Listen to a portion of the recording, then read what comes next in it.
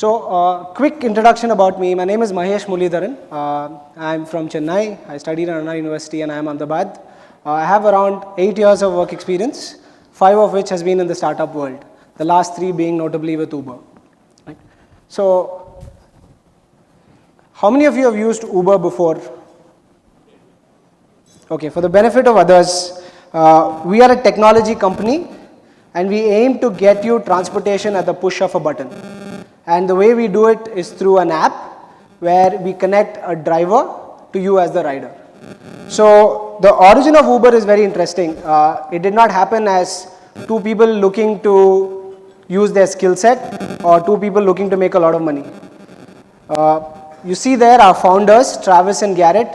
They were on vacation in Paris and they couldn't get a car when they were trying to get back to their hotel.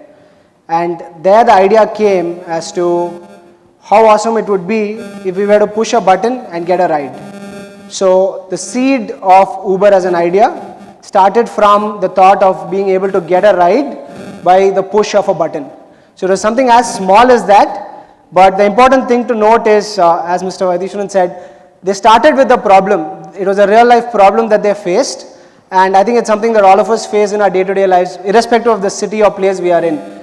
Getting around cities is getting exceedingly difficult with the growth in population as well as vehicles on the road, and Uber strives to make that a much more enjoyable experience. So as I said, Uber did not start with a grand vision. It was just a simple idea. It was as simple as, I just pushed a button now for the next slide. Can I do that to get my ride? It was as simple as that, and then we've morphed into what we are today. And the good news is, we are just growing. We are continuing to grow. We are in 400 cities. Some of the statistics that we can share, and we don't share much, is we do over 1 million rides a day across 70 countries, 400 plus cities. But the most important thing to note, and why I think this is relevant for the theme of the summit today, is we are enabling thousands and thousands of entrepreneurs to move you as a rider from one place to another place. So as Uber, we provide the platform for driver partners to have their own livelihoods, be their own bosses, have flexible working hours, and earn more out of that. To talk a little bit about Uber India, I was fortunate enough to be the first employee to be hired. And as with any great company, the hiring bar keeps increasing. So you should know that I was very lucky to get in. I'm not sure if I'll pass the interview process right now. We have much more smarter people coming in. Now, this is a snapshot of Uber's history over the last 3 years, which I've been fortunate to witness. We started with Bangalore, our first city, and right now we are in 25 plus cities. Lots of new products. We started with black cars, we went on to UberX, Uber Go. We recently launched autos. Any of you in Coimbatore, you may be lucky to get an auto. I, in fact, came here in an Uber auto in true Uber style. It's something that we do to make sure that we are as local as possible for the cities we operate in. And anyone from South India or India in general knows that auto is a very, very big part of our transportation experience. So Uber did not think twice before we went in and launched that product as well. So 3 years of moving India or trying to do what we do best, what have I learned and what's important for the theme of the session today? I'm not an entrepreneur, but I'm fortunate to work with some of the best entrepreneurs in today's world. So I would like to share 9 thoughts which I hopefully think will inspire and ignite innovation for folks in this room. And all of this is public information. It's not something that I made up. It's something from our CEO. Happy to take questions once I'm done. So let's go one by one. This is the first one. The previous session, someone spoke about using mindset and not skill set, right? Having the right mindset is absolutely essential, but just mindset is not going to take you afar. You also need to know where your energies need to be in for you to get your mindset to stretch into a reality. So we have this cool tendency to not be a nerd, not to be a geek, right? But I think it's very important to be a good geek, which means what you know really well. If it means you know how to code really well. I don't even know how to say hello world. in a C++ program. So very smartly, I didn't get into the field of computer science. So being a good geek means knowing what you do really well. And that's step number one to sort of like make sure that you choose your idea and the path at which you're going to be contributing to the idea really well. Second, find something broken that you're passionate about. And something broken doesn't mean I need a lot of money, my wallet is broken, so I need a lot of money. That's not the problem that you're looking for. It's something which is going to like morph into something far more than just a great company. It has to morph into a movement or a revolution, right?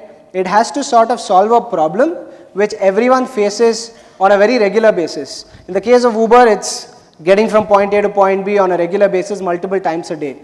And that is so broken across most of the major cities in the world, even though public transportation is existing and is actually getting better in a lot of cities in India and outside. But it was such a broken thing 3 years ago and even 5 years ago. That's something that you need to be passionate about in terms of solving. Not just saying that this is broken and this is just not good. You need to be passionate about getting your hands dirty and solving that thing that's broken. That means a lot of hard work under really, really difficult circumstances. And third is how bad is the problem that you're solving, right? I can't get from Bombay to Chennai in like 1 hour. It's a problem, but it's not a really bad problem. But if it takes me 1 hour to get from Chennai Central Station to Mylapore, that's a really, really bad problem. Now, you need to figure out if that's something that is worth solving, because it has to be something that touches people across generations, across democracies, and across various stratas of societal as well as professional walks of life. Unless you look at such a problem, it's not going to like what we call in marketing jargon as target audience. I think target audience should be the population, the entire population, right? If that's where you start in terms of the scale of your problem, I think you're going to have a much better shot at actually solving something that's going to sustain itself for a really long time to come. So this is actually a dichotomy. People who are analytical are not necessarily creative, and people who are creative are not necessarily analytical. That's something that we've been taught in school, and it's sort of become a self-fulfilling prophecy, right? But I think you need to be both analytical and creative. Right? Numbers mean a lot. One of my professors used to say that in God you all trust, for the rest of you all, please bring data. So without data, not much moves in today's world, but it also means that you need to start looking at data from very, very creative angles and also look at problems from very creative solutions. Because disruption doesn't happen from mathematical models. Disruption happens from the core of your emotional gut feeling as well. So finding the principal balance between your gut feeling as well as what data tells you is what is going to make you succeed.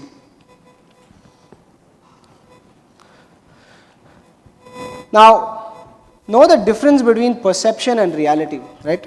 Now, this is a fairly tricky thing for us to like digest when you're actually in the core of solving a complex problem. Now, as a customer or as a rider, they have a bad experience, say, in an Uber ride. Now, our first thought as someone working in Uber should never be, no, he's actually misunderstood this. Let me explain it to him. Doesn't matter. Whatever may be the truth, what that person feels is what that person feels. Now, you need to sort of separate the emotional angle of that perception and figure out how are you going to get the reality of the situation across to that person. Now, for that, you need to dig really deep to figure out the core of what is your business model trying to do. Like, to me, in Uber's case, the core of what we do is we bring mobility, not just for you as a rider to go from point A to point B. We bring mobility to tens and thousands of hardworking driver partners who are able to have a better livelihood, who are able to be their own bosses, who are able to get their time back.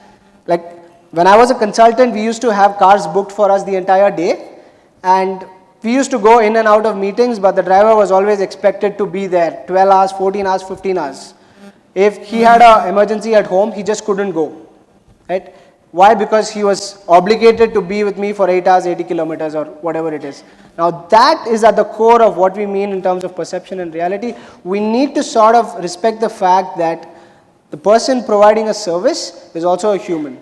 And that is where we sort of like take a look a very hard look at where Uber is actually providing mobility. It's providing mobility to lives, and it's also providing mobility to livelihoods of hardworking people. Not just to someone who wants to get to their office on time, but for someone who wants to take back home a respectable amount of money so that his kids can go to respectful schools. Sixth is make magic. Magic to me comes in various forms and shapes, right? If I'm saving money, it's magical. But anyone who's been in Bangalore peak time traffic, if you save time, that's more magical than anything else in the world, right? But we talk about fast-paced lives. Anyone in Bombay knows what fast-paced actually means. I think there's a lot of stress in today's lives, and it's oft spoken about. I think calmness is something that is very, very underrated in today's world. So a combination of like all this, like time, calmness, money, this sort of what resonates to me as making magic. Like if we do a really good job of like getting our product across to you, you're able to get your work done more efficiently. If I'm able to provide it at a price point which is affordable and convenient to you, I'm able to save you time, money, and I bring a sense of calm to your life, I'm making magic. Now you need to think about whether the problem that you're solving is going to make magic or create chaos, right? Apple is one great example of a product which not everybody gets at first, but once you're hooked onto an Apple product, you just don't shift, right? And that's a very great example of starting with why they're doing it in the first place and what they are endeavoring to get to you. It's not a really expensive piece of equipment, but it's an experience which is unmatched by the rest of the other companies out there who are getting products at a much, much lesser price point. Seventh is tell a good story. This sort of continues from making magic, right? Like, if you can't tell a really great story about what you do and what your idea is or what your business is, chances are that it's not going to reach a lot of people, right? A lot of people talk about history as just the winner's perception of what actually happened, and history is not necessarily facts. But I think what's important to note in today's world is like, unless you're able to sell a really good story, people are not going to really buy your product or use if it's a service. I think stories resonate a lot more, and the classic example of how we do marketing is testament to that. We're not someone who does a lot of classical traditional marketing techniques. We rely more on word of mouth and viral marketing. Like, my belief is if you as a satisfied customer recommend our product or service to someone else, chances are that they're going to be able to appreciate it a lot more. So it always boils down to telling a good story. You saw the video before this, right? Like obviously it was shot in my hometown of Chennai, so it resonates a lot with me. How many of us have faced problems getting from Central Station to like somewhere in the city on a Friday night, standing in that prepaid auto rickshaw counter where 10 other auto rickshaw guys are trying to pull you from this side saying, same rate thane sir, vaanga sir. I think that level of storytelling detail, if you're able to look back and then say that thank God that doesn't exist anymore, that I think makes a far, far, greater impact in your ability to sort of get people to listen. Oops. Sorry. Okay. And seeking adventure, right? It goes back to the first thing that I said. When you're solving a really hard problem, you're going to face things which are going to make you really uncomfortable, right? You should not run away from tough situations or tough conversations. You should run towards it. More often than not, you may not succeed, but you become a better person when you just dive headfirst into it, because you know that you're able to like face that situation much better than what you thought you would be able to. Seeking adventure is, I think people talk about, I'm jumping into the startup world, right? Like the word jump by itself tells you that it's going to be a wild ride. It's going to be full of ups and downs. It's never going to have like a sense of stability like probably another traditional job. But I think you should seek the fun and adventure in it. And I can guarantee that the last 3 years of my life with Uber, it's been a wild ride. I think there's not been like, a day where it's just like normal. I go in, I do my work, I come out. Every day has been something new. But like the most important thing is, it's been a mixture of ups and downs. And it's very important to be equanimous about the fact that you're not going to have good days all the time. When we started 3 years ago, we literally had to work so hard to get the first set of drivers to listen to us. And in this case, me, because I was the one trying to run behind drivers and getting them. Today, drivers know what Uber is. Drivers come by themselves to get attached. They know how to use the app. We had a lot of doubts when we started. Will they be able to use a smartphone? Will I be able to teach them properly? But now they're pros right now, right?